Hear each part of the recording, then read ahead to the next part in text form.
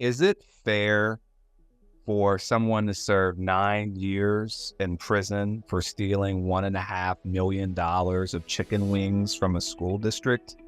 Vera Liddell would be 77 years old upon her release in 2033 if she were to serve the entire sentence.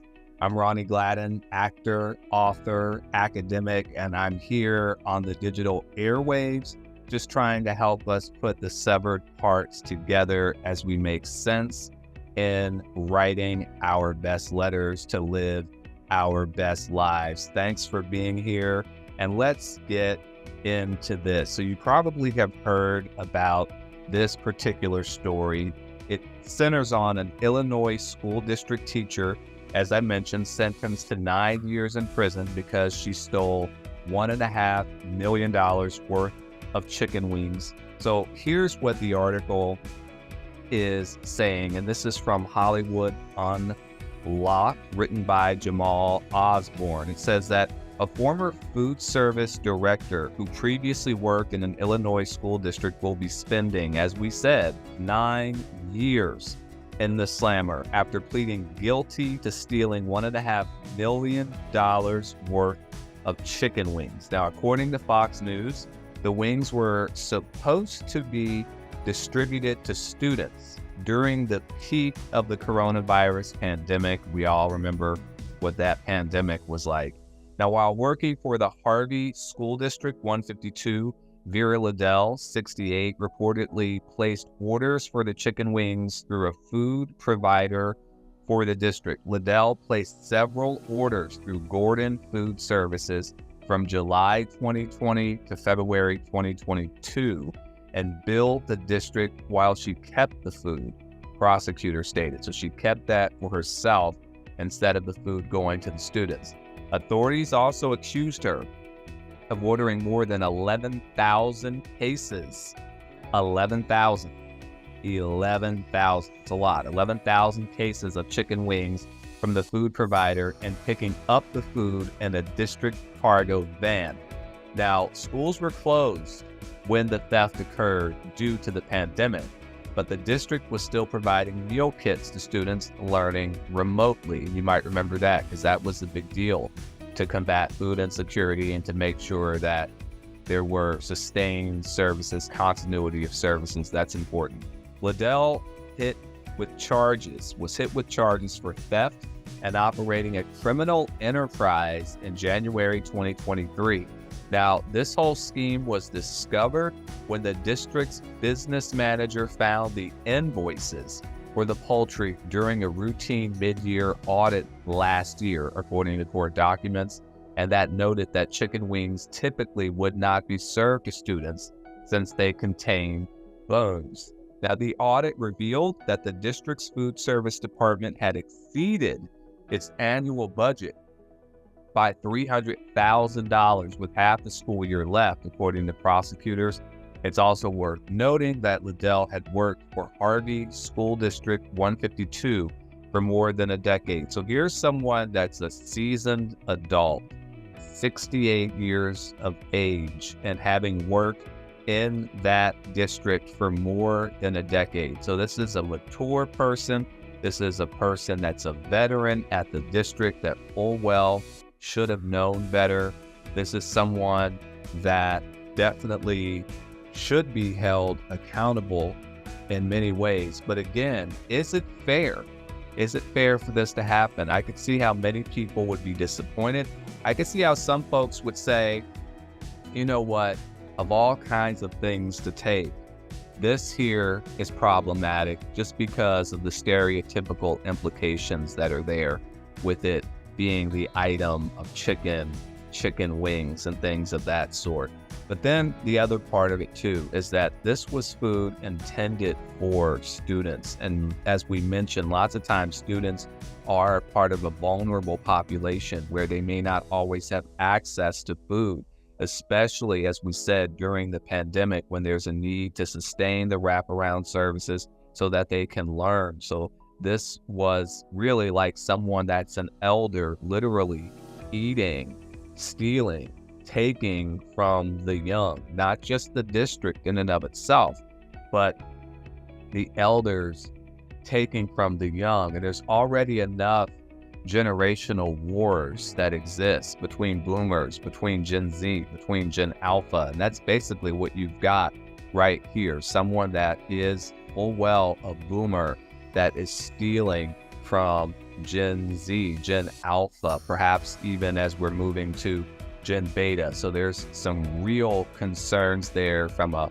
popular cultural standpoint, psychological standpoint, clearly an ethical standpoint, just as well as obviously the criminal standpoint as well. And it's really a marvel at how much life and art can really collide and imitate one another, because I did come across this book, Barn 8, interestingly enough, was published during 2020. So that was during the beginning of the pandemic. And the whole premise of the book is about having a harebrained thought to steal 1 million chickens. And this is from author Deb Olin Unferth. And here's a quote from the book, Barn 8.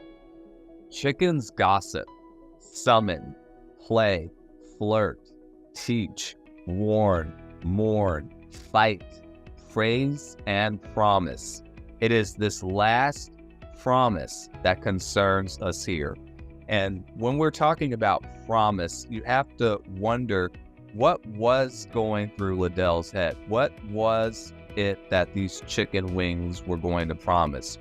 Definitely taste, definitely sustenance for sure, but it has to be something more to it than that. You have to wonder if there is some element of wanting to have a connection to the school in some way. Again, this is a person that's getting on in years.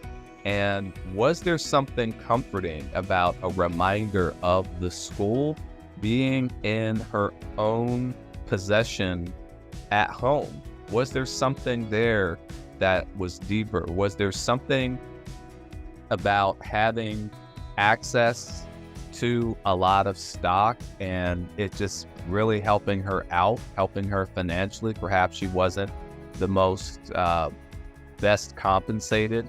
And this brings up issues of food insecurity, not even just in relation to the students, but perhaps even unto herself. And put in the comments if you know of any kinds of programs that might be useful. Certainly Meals on Wheels could be something possible, but any other kinds of thoughts on how to combat food insecurity, we'd love to see that in the comments as well, so that we can distribute this and so that we can remove any kind of shame as it may relate to setting up a pantry or setting up a food bank or setting up a farm share or connecting with those sorts of programs so that food can be readily abundant and things can be good. But you have to wonder, what is it about the promise? I think that there's a lot that's there. And obviously when we're here on this channel, Our Best Letters, we reflect. So we don't just look at the stories and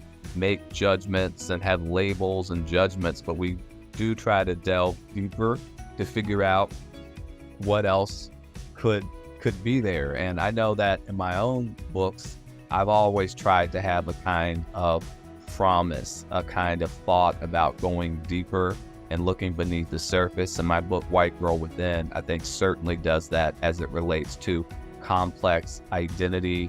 And I have different anecdotes in my own book that also connect with being a student in schools and grappling with that. So you may want to check out that book and get your copy of White Girl Within just based on that alone. But you know what? This is a story that's going viral, and it's even caught the attention of NL star Chris Jones. Yeah, so this is what's happening here. So you've got the Chicago defense lawyer was actually pretty surprised to find out that Chris Jones is willing to put up more than $1 million of his own money so that he could get Vera Liddell.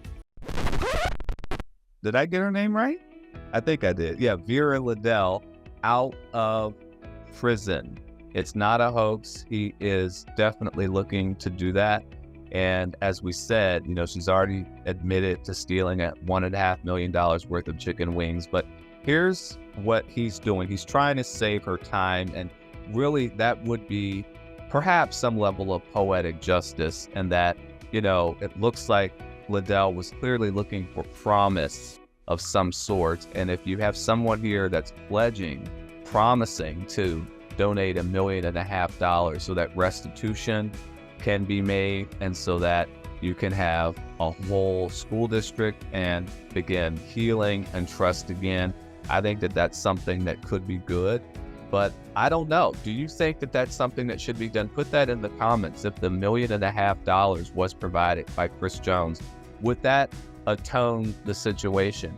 I mean, I have seen comments online that there are people that do far worse things and end up doing less time in prison with probation. But right here, you've got 9 years. I saw another story unrelated, but it did deal with food. And there was a fast food worker that set the dumpster on fire because he wanted to clear out the big crowd that was in McDonald's. He was just overwhelmed with that. And this person that did that started the arson, filming himself doing it, by the way. And there was a customer that filmed him setting it up, setting the blaze on fire as well, too. This particular worker has been sentenced to 5 years in prison for setting that arson. Is that fair? Put that in the comments as well. So I don't know. Life, as we know, is tough. A lot of things can happen. This certainly wasn't the best decision on Liddell's part, but is it a fair sentence? And if you think it is, tell me why. If you don't think that it is fair, tell me why just as well too. So as you know, I would love to go to your school, to your nonprofit, to your college, to your university, your business, and talk more about what it means to have good judgment, what it means to be involved in good leadership, what it means to be involved in good identity formation and development. Look me up, RonnieGladden.com. Again, I thank you so much for joining me here, and I always enjoy interacting with you and reading your comments for sure. But don't forget, definitely leave a comment. What do you make of this situation? Do we need better safeguards, better auditing processes? I don't know. I would love to know. Again, thanks for joining us here for this episode of Our Best Letters. I'll see you soon. And of course, send me a letter. Later.